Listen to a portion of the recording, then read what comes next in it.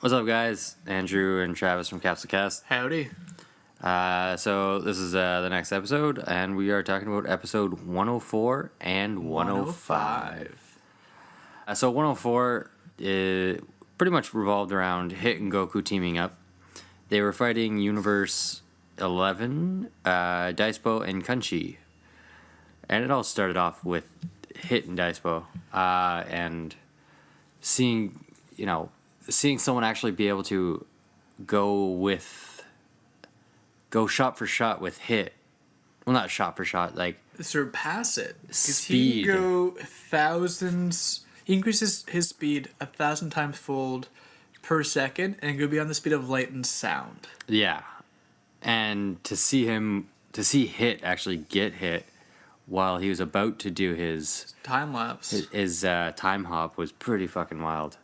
I just like to because Dispo's been in the top 4 for Universe 11, but he never actually did anything previously. It's like, what does this guy actually have to offer? What's his fighting style? What are his techniques? He's a mystery. Before you saw Topo, and you kind of know what Jiren's about in advance. I think he's more so like a physical fighter, but this guy was just nothing at all. No fights preempted to, no hints, just he's just kind of here. I kind of got the idea that he was going to be fast just because based solely on his character design, a bunny. Bunnies are known for fast, turtles are for slow. So I thought he would be a fast character on that, but I didn't think he would be faster than Hit trying to get into time hop. And that was pretty fucking cool.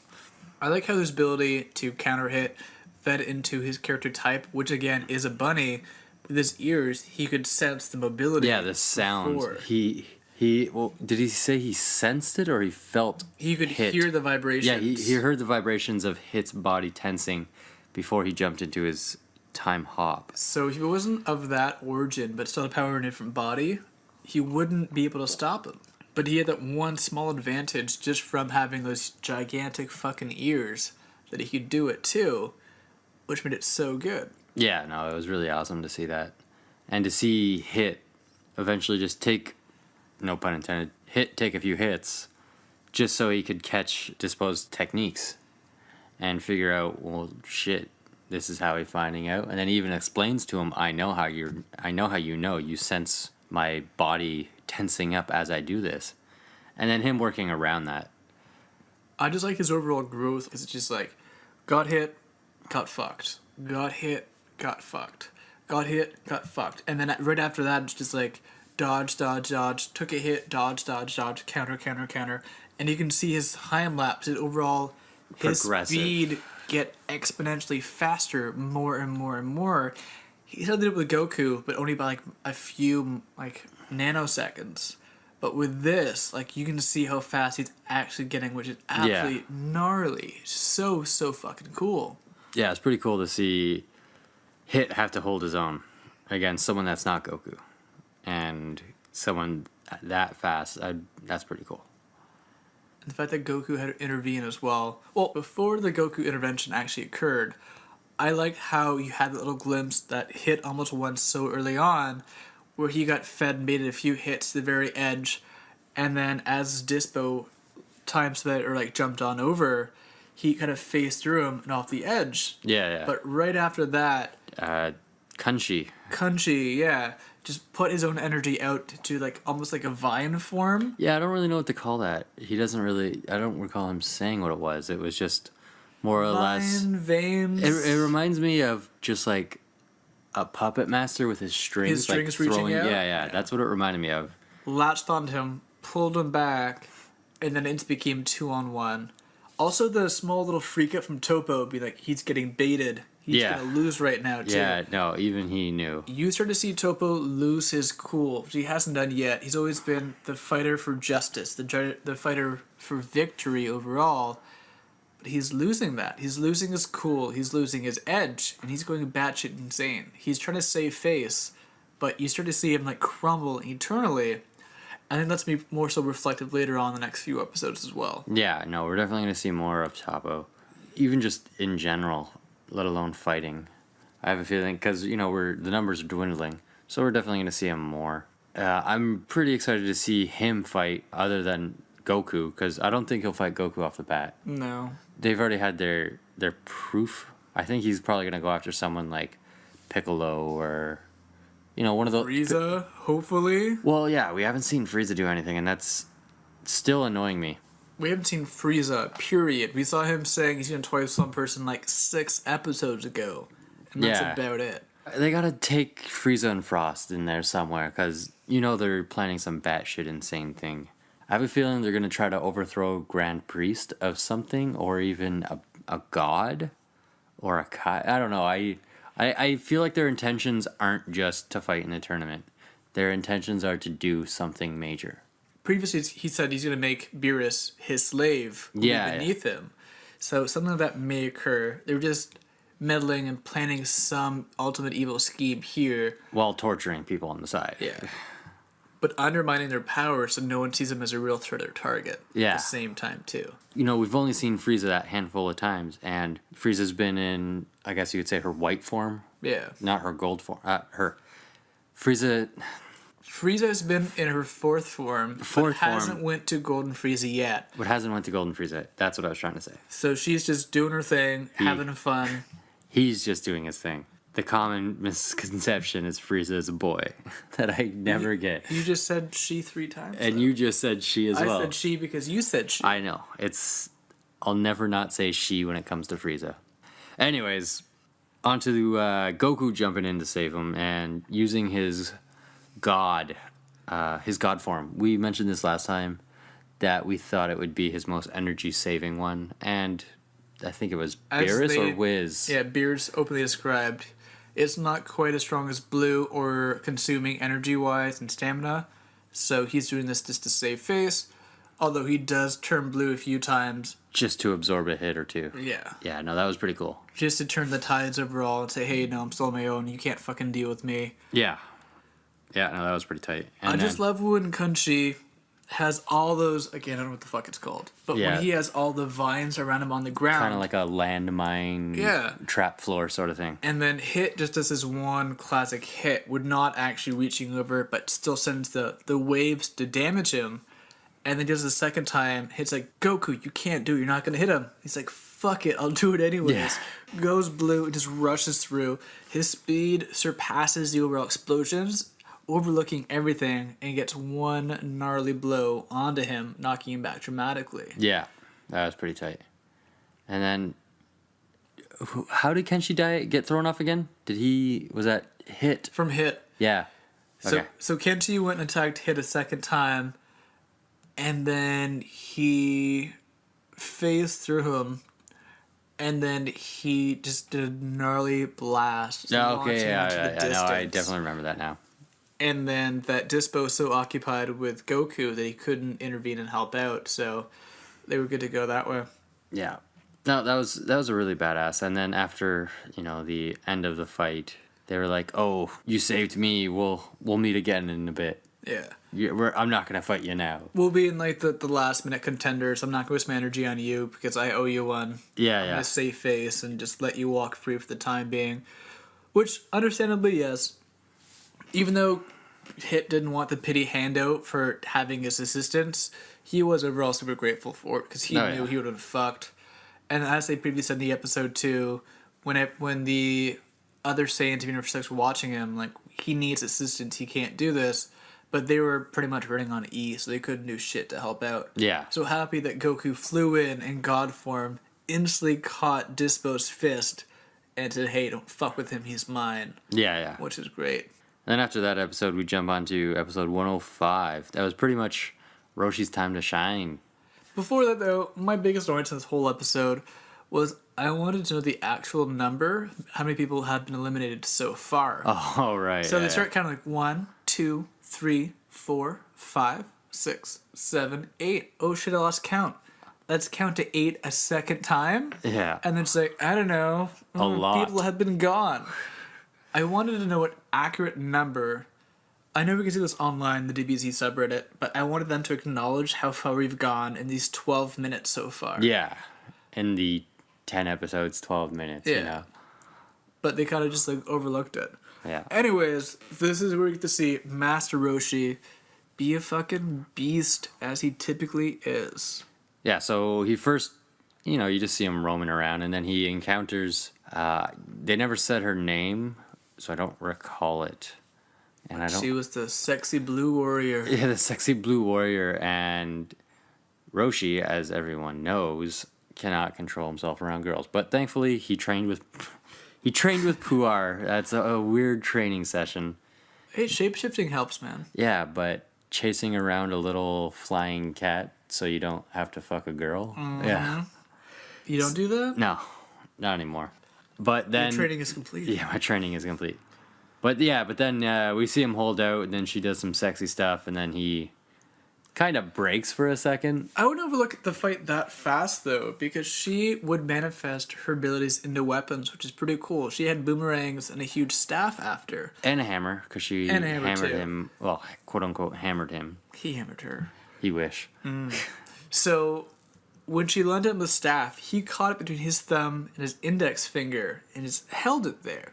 And she tried to push further, and he pulls it out and just snaps it in half. Yeah, that was pretty badass on his part. But he's literally the lowest tier fighter on the team. In this, yeah, exactly. So he's that much stronger than someone else from a much stronger universe. I don't understand the grasp, the leveling, of how she made it to that fight. Yeah, I don't understand her power. Yeah. Because she has obviously the ability to manipulate Kai into weapons, so she's at least a skilled warrior. But if she gets her ass kicked by Roshi, like with a Kai blast, yeah, then you're really not that high. That's why you don't even get a name at that point. Literally, that's why you're just overlooked and like, whatever. But yeah, then Roshi trapped her, and then that was the whole big argument was that legal because he used a foreign object? That's a different fighter, an item. Bro. That's a different fighter. No. The sexy fighter we're just talking about. Then you jump to the girl that used talismans.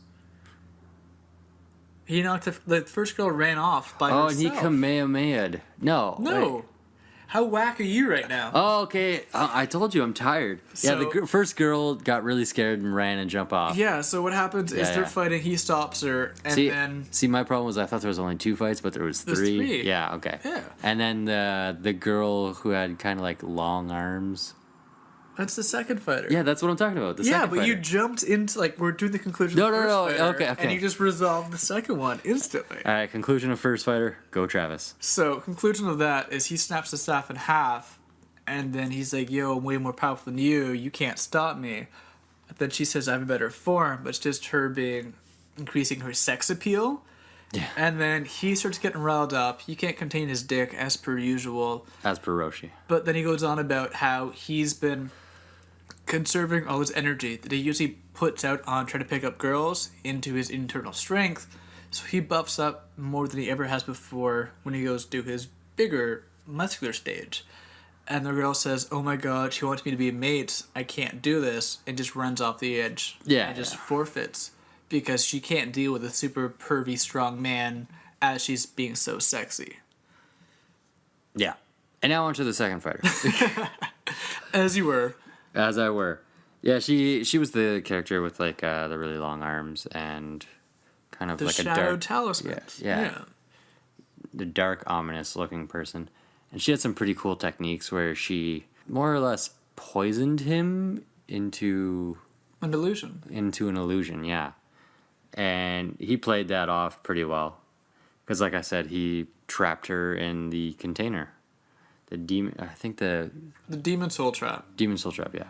And then he traps her in there and makes easy work of her. And that's like I was just saying. The argument was it legal? Was it not legal? Because it's a foreign object. And in the end, Omni-chan was just like, it was cool. It was cool, do it. So it's okay. It was a vessel attached to a move. So I see it as legal myself. Even though when I watch, I'm like, oh shit, is this actually allowed? Can he do this? But it's just an add-on to an actual skill that he has. There's nothing to amplify his strength. There's nothing to amplify his health or stamina. Yeah, no, it's... So I did write it off as kosher for me. Oh, yeah, no, for me as well. Like he was just saying, it wasn't a sensu bean. It wasn't a poison capsule or something like poison that. Needles. Poison needle. Yeah, poison needle. Sorry, yeah. I meant to say poison needle. That Frost has. So, yeah, no, it wasn't a hindering substance or a mind-altering, boosting substance of sorts. So, yeah, it flew for me. The poison needle, though, confused me because that's an extension of Frost's body. But back in the Trio to Danger, the one guy could expel poisonous gas from his lungs, and that was cool. In which? The Trio to Danger, the one guy that could blind you or poison you. So The Trio to Danger. Oh, the Three Wolves. The Three Wolves. Okay, yeah. I was thinking the Tree of Might, the movie. I was like, what? No. No, yeah. Yeah, so those fruits are everywhere. Yeah, I know. That's why I was so confused. Again, I'm really tired. But yeah, no, the Trio of Danger. He had the gas that came from him, though. But the needle is also part of Frost. Mm. He can take it out, but it's still a part of him overall because it's in his tail. Well, the thing is, I don't know if it's biologically part of him.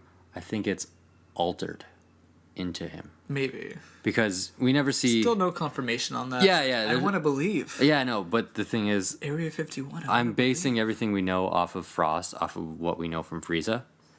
And Frieza... Does not have that. So again, correct us if Does we're wrong. Does he not have that? Or does he not want to stoop to that level because he's such a good, serious fighter? No, I think he would stoop to that level. I think he would do anything to win. Anyways, it was Roshi versus Genos. Janos? Genos? Janos. No. He's One Punch Man. Well, Genos. Anyways, that one was pretty... we always saw that guy in the background, and we always saw his picture. His first appearance is when Jiren is just standing still in the middle of the map, just observing every single fight. He walks over to him, and the Jiren just turns and gives him a dirty look. And he's like, no, fuck that, I'm not taking on this guy. He just backs away. And is this guy just an underdog? Is he a weakling? Why would he make a front and back away? Why did he have that little small cameo? And you're like, okay, shit, this guy is serious. He's probably a top contender of this universe. Let's see what he's got. And then still, he's nothing for Roshi. Well, yeah, he had a weird transformation where he was a person and transformed essentially into... A half-bird? A bird person, but not Rick and Morty. I watched that episode earlier with a bird person, actually. It was tight. But yeah, no, it was, like I said, a bird person. That is electricity-based as well. Yeah. Also confusing me further. Yeah, and the part that confused me more is the more he fights, the older he gets and the stronger he gets. They played off that he's youthful, so he's learning by the second and getting stronger. Yeah. I know, but supremely odd speed. Yeah, it's weird. I don't know how to comprehend it. Yeah, I don't know how to comprehend it. Just roll with it. Yeah, it was weird for me. But, Roshi to the hypnotism.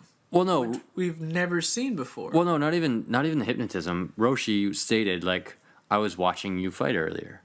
And even though... he was calling out his moves, too. Yeah, even though left, Genos... Right, jab, left, right, kick, spin. Yeah, even though Genos was stronger than him, Roshi is such a master of his art that he saw him fight, knows his technique, and was dodging everything because he has a combo list that he does. And Predictability, exactly. He knows... He remembered his combo, so he just dodged it. And... that's one thing that I was saying at the start of all of this. Why did they pick Roshi? Well, Roshi is a mastermind when it comes to stuff like this, like the martial arts. He's been training for 80 fucking years. Yeah. He's trained Goku. He's trained Krillin. He's trained many other countless fighters like Tien, Chaozu. Again, is he real? He's not. Who cares? Not right now. Yeah. But still, he's trained all these top fighters of Earth, and he watches and watches and watches and sees how they can improve and sees their downfall, and he used that aspect to be who he is in this TOP, and it was prime. Yeah. No, I thought, at that moment, we all knew why. We all knew Roshi was the best, and he got picked for his superior tournament fighting skills and his superior fighting skills. Sure, he's not as strong. Strength isn't everything. Yeah, he's a technical fighter, not a strength fighter. So yeah, no, that was awesome. And then he eventually just Ultra Kamehameha, the biggest Kamehameha. The lullaby, he had the underway. Oh yeah, the hypnotism lullaby. And everyone was like, oh shit, he's going to sleep. And then the whole screen starts becoming disoriented. He's fading back and forth, not knowing what's really going on. He's like, oh shit, I can't counter this attack. And right before he's knocked out, he uses most of his power to surge himself to take so much damage that he's not mentally aware. So he stops acknowledging the lullaby and wakes himself back up. Yeah. And then he essentially shocked himself awake. Yeah. Yeah. And then he even addressed himself, if this was 5 minutes ago, I would be knocked out or dead. I would have lost that. Yeah. The progression of that character doing that is pretty cool. I'll take that. Like, he learns and grows every second of a fight. Just all the really obscure counters that have been happening for this whole tournament have been great. It's I feel like this is the drawing floor. We're like, hey, let's give someone this technique, and like they make a character around that technique. And quick wit. Yeah. Wit, nonstop. They're like, what if we have a guy who turns into a bird who gets older and stronger the longer he fights? All right, let's make him. Done. It's the drawing board. Like, what do you got? Adam Sandler is a pie. Let's make it. That's what I feel. That's been done. Yeah. That's been done. That's from Osimo episode of South Park. I know. Or Carbon. Anyways, yeah. Love that episode. In the end, he Kamehamehas him off the map. Or off the tournament floor. But as he Kamehamehas too, he bulks up once more and says this really heartfelt, Goku and Krillin, never stop training, eat well, fight well, care for your family. Yeah. I believe in you. And launches this huge Kamehameha. I honestly thought for a moment that was the end of Roshi. Yeah. Like, because he was getting attacked too. He's getting surged with lightning as he's charging up. But he's not letting him down. He knows that he has to do this. Like I said, I honestly thought that was the end. But yeah, then Krillin just on the brink of tears from the tries to jump off, and what was it, Supreme Kai held him back? Yeah. I think it was. Yeah. And then Bear's like, who the fuck is this old man? Yeah, who's this old guy again? He's like, it's Master Roshi. Don't forget his name, man. Yeah. He just eliminated 2 characters, possibly 3. Don't forget his name. Yeah. Goku being succumbed by some random blue Bio Broly-esque goop character succumbing him. He's like, fuck this. I have to go. Goes Turned blue. Just knocks him away. Knocks him fully off his body, flies over, picks him up, and starts reaching to him. But there's no heartbeat. There's no pulse. And this is the end. More or less energy blast. So he's just surging his chest non-stop, trying to reciprocate him. Just boom, boom, boom, boom. Everyone's freaking out. He finally comes back. Everyone, again, super teary-eyed. And then Beerus is like, damn, this old guy's actually a really good fighter. That old guy's name. What's his name again? Yeah. And Krillin's like, Master Roshi, don't forget it, bitch. Yeah. Sunglasses falling off the top of the screen. Yeah. Like he's a badass. Deal with it. Yeah. No, I thought it was an awesome episode, and we really got to see Roshi do something for once in the past 300 episodes. I feel like we've skipped over the best part of the last 2 episodes, though. What was that? The Vuvuzela. Oh, Jesus Christ. You can't ignore the Vuvuzela. Yeah, when Goku and Hit were fighting Champa. I hate that word. I can't even pronounce it. Vuvuzela. Yelling for Vados to get his Vuvuzela. He wanted to have an audio sound to go over the shaking of Hit's body. Yeah, so Genos couldn't hear it when he goes to his time skip. When Dipso. So when Dipso... Dispo. Whatever. He wanted to use the Vuvuzela to cover and hide Hit's sound when Dispo was trying to hear him more into the time skip. So he wants to use the Vuvuzela. And they're like, no, that's a fucking stupid idea. They go back to the fight, they cut back, and he's just holding the fucking thing and starts blaring it left, right, and Losing center. his mind. Love and life. And like, this guy's my jam. He's my boy. I love this. Highlight. The best, weirdest, small joke. That was pretty fucking tight. It was pretty funny. I'll give Champa that. He really stepped his game up. His hilarity game. But yeah, no, it was awesome. Yeah, that about wraps it for this episode. Something that sucks is we recorded like a 45 to almost an hour episode with me, Travis, and our friend Ryan. And then last minute our friend came over and tried to do the audio and he fucked it up. We tried to have a guest host for audio. Brought his own gear and wanted to be the audio engineer. And so much feedback and squeaking and bad sound effects. We couldn't edit it out. with it dropping like 10 hours for a small clip. So it's getting wiped. Maybe sometime down the road we'll redo it. Yeah, we'll the have next a different host. few weeks, few months. Recapping it, Yeah, see yeah. what we want to do that way. But again, we were trying to get some more people on this to have a little bit more fun and life to it. Just in due time. Just bad luck. Just on our side right now. Yeah, expect more from it. You know, we want to talk more about, you know, the universe, not just current episodes we're watching, because you can't talk about Dragon Ball and not talk about the history of it. Exactly. We want throwbacks, flash forwards, everything in between. We have it on lock. Be super fun and entertaining for you. Yeah, exactly. All right, well, this is it for this episode. Stay tuned. We'll have a next episode coming up in a few days, few weeks. Peace out. Adios.